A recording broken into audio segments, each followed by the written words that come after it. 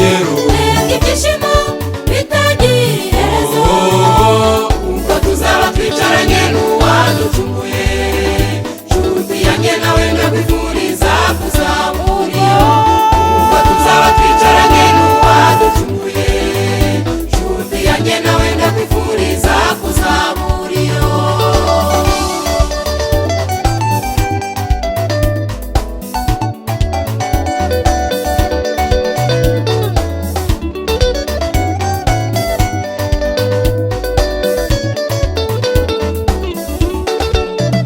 Yasize avuze ko agiye gutegura aho hazaba ngo tuzabaneyo.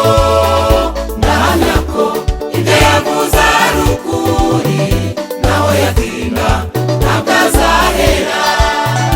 Yasize avuze ko agiye gutegura aho hazaba ngo tuzabaneyo.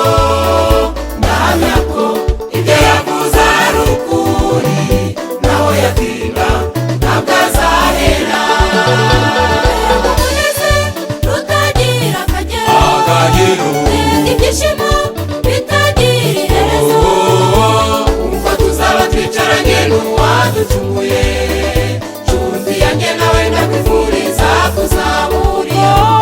Ubwo tuzaba twicaranye n'uwaducunguye. Nshuti yanjye nawe ndakwifuriza kuzamura iyo. umuneze rutagira akagero Akagero ibyishimo bitagira iherezo ubwo tuzaba twicaranye n'uwaducunguye. Nshuti yanjye nawe ndakwifuriza kuzamura iyo. Ubwo tuzaba twicaranye n'uwaducunguye. Nshuti yanjye nawe ndakwifuriza kuzamura iyo.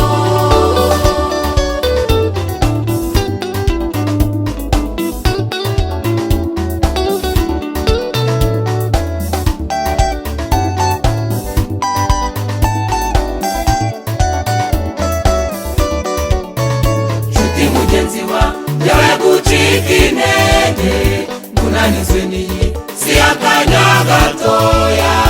Igihe ni gito Yesu akagaruka, ibikunanije akabikuraho. Nshuti mugenzi wa yawe gucika intege, munanizwe n'iyi si akanya gatoya. Igihe ni gito Yesu akagaruka, ibikunanije akabikuraho. umuneze rutagira akagero Akagero ibyishimo bitagira iherezo ubwo tuzaba twicaranye n'uwaducunguye. Nshuti yanjye nawe ndakwifuriza kuzamura iyo. Ubwo tuzaba twicaranye n'uwaducunguye. Nshuti yanjye nawe ndakwifuriza kuzamura iyo.